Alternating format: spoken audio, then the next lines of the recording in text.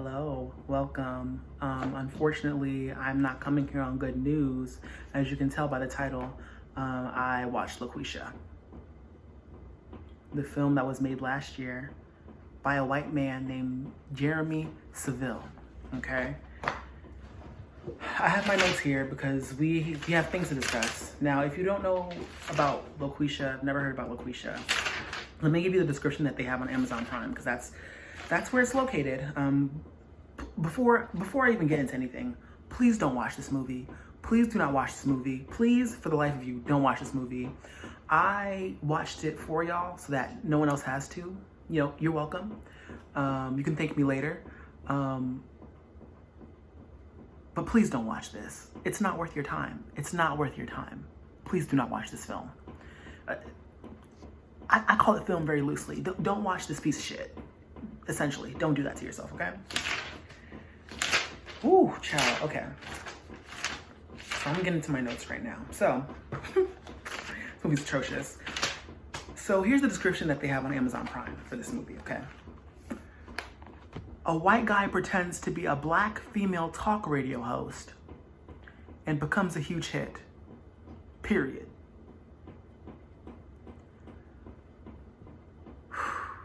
That's all. That's all the description that they need to have, truly. I mean, what else do they need to say? What else is there to be said? You know? Like, what else is there really to be said? So, I unfortunately found this movie out again last night when I was looking for another movie called The Last Black Man in San Francisco, which is a masterpiece. And if y'all want me to do a review on that, an actual good movie, and like on actual good movies in the future, let me know. If y'all want more bad movie reviews, please let me know, because I have time for both. I'm gonna just read the description again, just so that y'all can get it into your brains what we're about to get into. A white guy pretends to be a black female radio host and becomes a huge hit. Now, in my notes here, I have named every bitch involved because I genuinely believe that no one involved in the cast and crew of this film deserves peace. They don't deserve 1 ounce of sleep. They don't deserve any treasures, any rewards, gifts, nothing like that, nothing of the sort. Someone lied to them several times and told them that they were going to be starring in a film that mattered, that had depth, substance, and wasn't a piece of shit. And it's just nothing like that. They got nothing of the sort, you know. Unfortunate for them. I do want to hit on the director and writer of the film and the main character, the main star, Jeremy Seville. This man is sick. I don't know why he decided this was okay. I don't know who greenlit this. I'm not sure exactly who gave him a budget. I don't know if he's working off of his like own money, doing other things, and just decided to like waste it on this. Like, I'm not quite sure the mind process behind this. I feel like there were equal parts narcissism, equal parts anti-blackness, and equal parts worms for brains involved in the making of this film. The script is atrocious. It's giving Caucasian Tyler Perry. Genuinely, Jeremy Seville is the Caucasian Tyler Perry, but worse, because his anti-blackness is just intense. It's way more intense than a Tyler Perry film. You know, Tyler Perry films' anti-blackness is, it's kind of more seeped in more covert forms of anti-blackness, more microaggressive forms of anti-blackness, that you kind of have to pick apart a little bit more in depth than you have to with this film, Loqueesha. Literally, you have to do no work. You have to do not 1 ounce of work. If you've seen the title, then you understand why it's anti-black. I shouldn't have to explain why it's anti-black, but I'm gonna get into the examples of anti-blackness. Now, remember I told you I couldn't get past 15 minutes? I seen 5 whole different examples in 15 minutes of anti-blackness. So let's get into that. So let's start with the first scene, okay? A lot happens in the first scene. This movie, it takes you immediately brings you into the life of Joe, who is a bartender, a barkeep, working at the bar in the middle of the day. and is unsuccessful in his life, downtrodden. But for some reason, people seem to think that he gives good advice. So have y'all ever like been on a Reddit thread or have come into contact with like a white man who has went to a political science class one time in his life and now does not know how to act? That's literally what this is giving me. It's giving me poli-sci major who dropped out way too early to still be calling himself a poli-sci major. It's atrocious. It's atrocious. He does not get good advice. He literally is disrespectful and rude. Now, here's the first instance of anti-blackness. So, wow. So a black woman shows up. Her name is Rachel. And she is a pretty big reason as to it. The actress's name is Tiara Porter, okay? Again, hope she doesn't find peace. I hate to say that about black women, but at this point, if y'all just watch the first 4 minutes. If y'all don't watch this movie, if y'all really feel like y'all need to watch this movie, watch the first 4 minutes and let me know if Tiara Porter deserves peace or not, because I'm really finding it hard for me to like really accept that, you know, because I understand like she was just trying to get a check, but my good sis, like there is so many things you could have done to get this check that did not revolve around being completely like adjacent to anti-blackness. And she herself even faced anti-blackness within the movie, her character herself, from the main character, and he's still being seen as a redeemable character and someone that's smart and has intelligence. I don't understand. So the first scene, right, he's talking to Joe. You know, they do a terrible, first of all, they do a terrible job. The cinematography in this film is fucking atrocious. Like, there's nothing good about this. There's nothing good about this film. For some reason on Amazon, it gets like a 3.5 rating, a 3 point whatever rating. Who did that? Who rated this film? Who's doing this?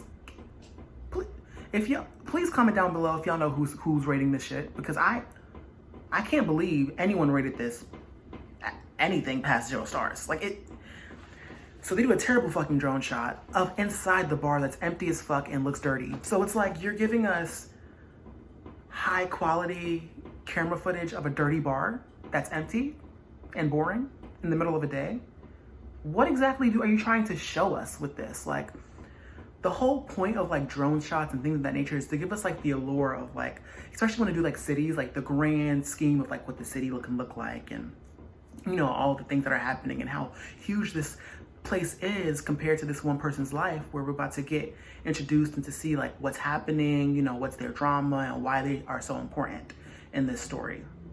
Literally nothing of the sort happens. They literally show like 5 seconds of a city, and then I don't even know where exactly they're in. I didn't even really dig that deep after the 15 minutes to figure out where they even are located in terms of the setting, because who gives a fuck? This is disgusting. Like, it's in hell. Like, literally wherever they are, it's in hell. So there's that. But again, terribly done drone shots. Extremely horrendous drone shots. And then the bar drone shot, it just didn't make any sense. So then he like pops up, and this white man, he's like giving this white man advice, who cares, whatever. Then Rachel shows up, and Rachel's like obviously upset. So he's like, what's wrong? And he's like, let me guess, it's a man. And she's like, yeah, like why do men lie? She basically says, why do men lie? And then he proceeds to go, what about Mahatma Gandhi? What about like, and like just names like great men, you know, that like everyone like stereotypically, you know. And she's like, well, that's the exception, right? And then after she says that, him just like moving forward with the conversation doesn't happen.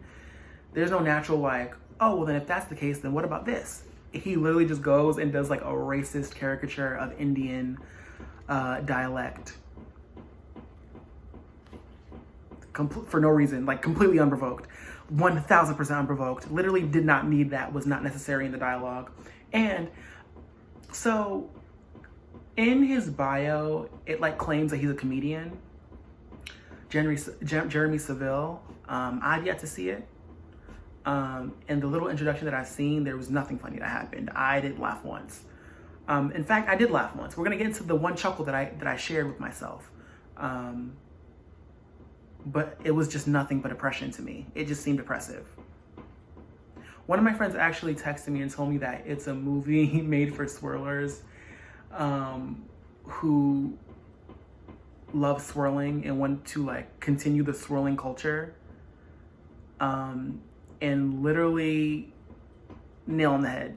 Dong! Like immediately. It is truly that. So after he finishes being racist, and being doing stereotypically Indian things, he then proceeds to call Rachel, a black woman who has emotions about men doing things wrong to her, a fucking idiot. Anti-black strike number 2. I can't believe, and like, here's the thing, like, I know for a fact that that scene probably took a couple different times to shoot.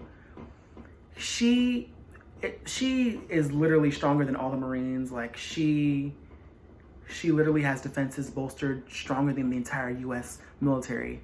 Because if it were me sitting in that chair, listening to that man call me a fucking idiot, I would have kicked him in his neck. I don't care if it was acting. I don't care if it was for play. Hands would have been placed on that man's neck. Paws would have been placed on that man's jaw.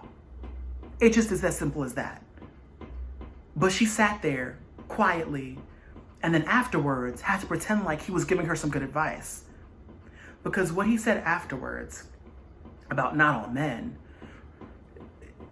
did not help her. It did not help her. He was basically saying like she's lying to herself for like enabling this man, for like abusing her and lying her. She's enabling him into doing that because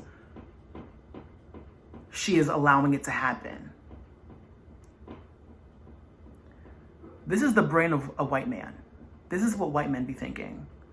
Like, abuse is a motherfucking collaborative effort between two consenting adults. Like, I don't understand. Like, who thinks of abuse in this way other than white men? Please let me know. Maybe other white people. Can y'all explain to me why y'all think of abuse as a consensual act between two people? Can y'all explain that to me? Because I can't, for the life of me, understand. I've never once in my life got abused and thought, dang, I definitely asked for that. Like, I've never in my life done that. Not a once, not a twice. You know, it just never happened for me in that way. It just doesn't make any sense because when you, I'm sorry, I didn't mean to like trigger anybody just now if I said like, you know, that word, but trigger warning for now. I guess it's too late, but I've been abused before by people. And never once did I ever bring that upon myself. Even inactively, even in my energy, you know, niggas, the spiritual niggas love to be like, well, it's the law of attraction, blah, blah, blah, blah. Like, no one deserves abuse. No one, I genuinely believe no one attracts abuse into their life. I think when it comes to that topic, it's just done to you. It's something that's done to you. It's not something that you attract, and it's something that you bring, it's not something that you participate in. It's something that's done to you. And then afterwards you have to rectify within yourself what that means, heal, and then hopefully move forward or find some sort of closure within that to be able to lead the life that you were meant to live, right? So this white man literally telling her that it's her fault that she's getting abused, her accepting it gleefully, like a clown, the clown she is. And then, not only that, she literally comes back the next day to thank him for the advice. And she's the whole reason why he even starts on the road to becoming Loqueesha, right? Before I even get into that, we're gonna get into another scene where he was just being transphobic. And if you're being transphobic, in my mind, you're also being anti-black because black trans people exist. Okay, I'm black non-binary, I'm a black trans person. I exist. So if you're being transphobic, you're being anti-black, period. So anti-black strike number 3, he has a white baby mother named Cindy, which is interesting that he gave himself a child and like a baby mom's, because there's nothing redeeming in his like nature to like have procreated. like been in a relationship with anyone. It's really weird. Like he didn't write this story to make sense. And you can tell just by the way the stream of consciousness and the dialogue just is flabbergasting. So him having a baby mother and a child just seemed off to me. It just seemed incorrect.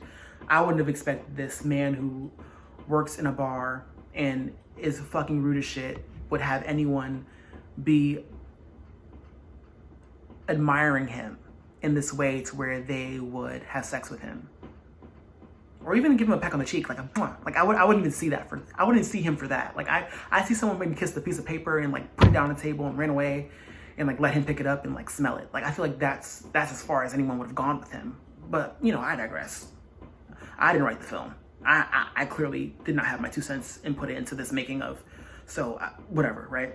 So the anti-black strike number 3, he's transphobic. He literally, when the wife, not the wife, the baby mother says, "Oh, I have good news to tell you." He's like, "Oh, you finally got that sex change?" It's like, sweetheart, you've hit 3 you've striked out of the anti-black diamond in less than 10 minutes. New record, new world record. Round of applause to that man. Round of applause. What a shit show. And the exact minute was 5 minutes and 27 seconds was when he completely striked out. Look, go watch the movie. Go watch until 5 minutes and 27 seconds and see if I'm wrong. Go ahead. Matter of fact, pause it right here. And if you have an Amazon Prime, I prefer you bootleg this. If you can get Amazon Prime for free, then go ahead and do that. But like, please bootleg this movie. Do not give these niggas a coin, a piece of crumb, a piece of stream. Like, don't do that shit. I was a fool. I was a fool for y'all. Again, please let me be the one. Live vicariously through me in this moment, because it's not worth y'all's time. But go, the pirated version, watch until 5 minutes and 27 seconds, and tell me if I'm wrong. Tell me if he hasn't struck out. I would love to know. So that happens, right? So here's another aspect to Joe's character that I didn't explain, which will help kind of clarify things, how even more fucked up this man's mind is.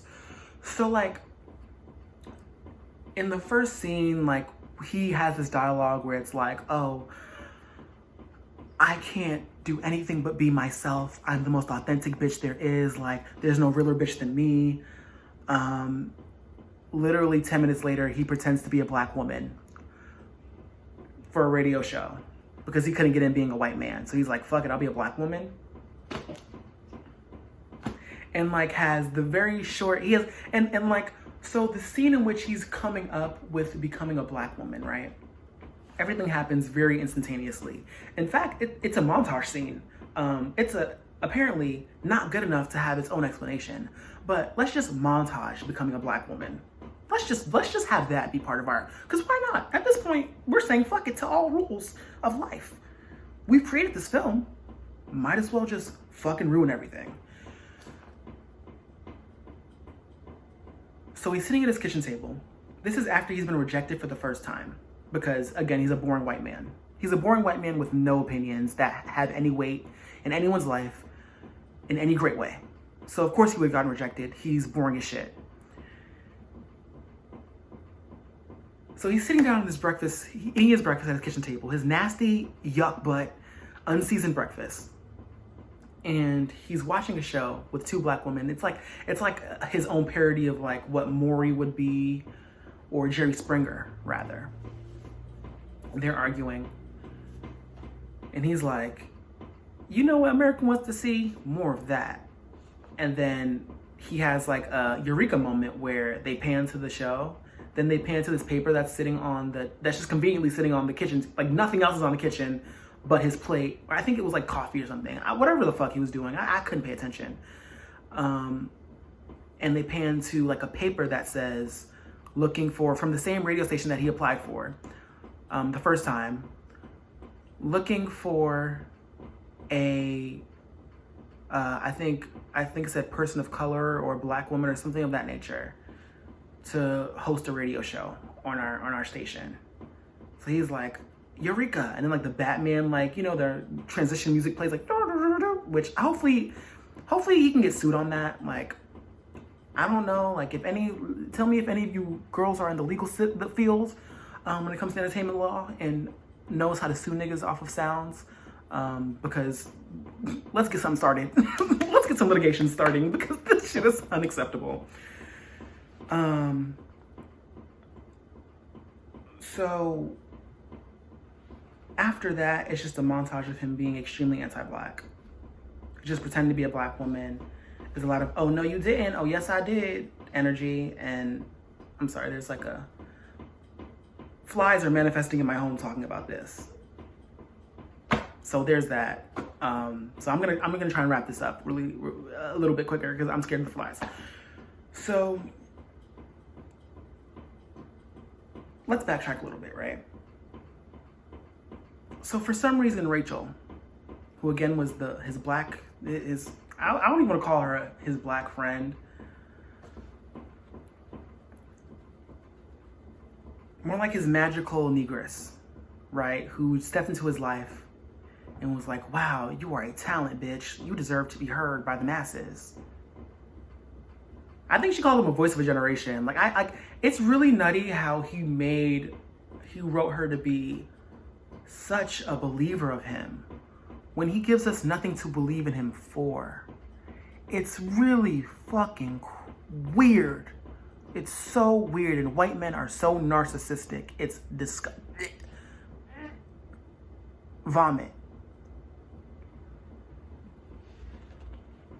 But again, remember when I told you how he just had the Eureka Moment to become Loqueesha? Well, I ask you now, what was the reason, right? So like, one reason you could say was, so when he went to speak to his baby moms, the good news that she had, other than him being transphobic, was that their son is gifted and that she wants to put him into a school for gifted people that's gonna have like a $13,000 tuition rate, right? And you could argue that that's the reason why he became Loqueesha, so that he can pay for his son's tuition for this school. But in that same scene, he said he would not pay for it. He said he would figure it out, but he also said that he could just go to public school. Like, he gave no indication of actually caring about whether that child went to that school or not. You see what I'm saying? So it's like, you didn't give us believable enough acting for that to be a plausible reason for you to become Loqueesha. And on top of that, remember when I told you that he was like claiming he was like the realest bitch from the South? So like, that was his energy, right? So it's like, how could you, within 10 minutes of film, switch up so quickly? So quickly. And so after the scene of the montage of him being a Black woman, which the same email that he sent the first audition to, he sent Loqueesha in. So I'm not sure if these people are just not even tracking or just aware of anything. Like, it clearly was the same email that he used for both. Or it had to have been. Because what other email did he have? So it's like, this email that they just got from this white man's audition, they're now getting a supposedly Black woman's audition for, from that same email, a day later, or like however much time later. It couldn't have been more than a week. It's strange. Like, it's actually quite weird. Like, it's weird that he got away with this. He didn't write to, anyways. So he has a little crisis of faith, of belief and moral energy that lasts all of 5 seconds. And then he's like, yeah, I'm gonna be Loqueesha in the next scene. Like, he's just like, yeah, this is it. Barely any hesitation. So it's like, were you really the authentic bitch that you thought you were? And so that's where I stopped watching the film. I keep calling it a film. I just need to stop. It's a piece of shit. That's where I stopped watching this shit. And that's all I have to say about it. I give this rating 20 leaping piles of dog shit. that's it. There's out of nothing. It just is 20 leaping piles of dog shit. And you're welcome, because I know that now you don't have to waste your time watching this film. I will not be continuing this. This is all that you need to know about this film. I'm not going to explain any further. I don't care how it ends. I do not care about any climax, about any storyline. There is none. It's oppression. The storyline is oppression and white supremacy. That's all you need to know about this film. This piece of shit. And on that note, I will be leaving y'all. As always, be forever walking in that light, sweetheart. And I'll see y'all when I see y'all.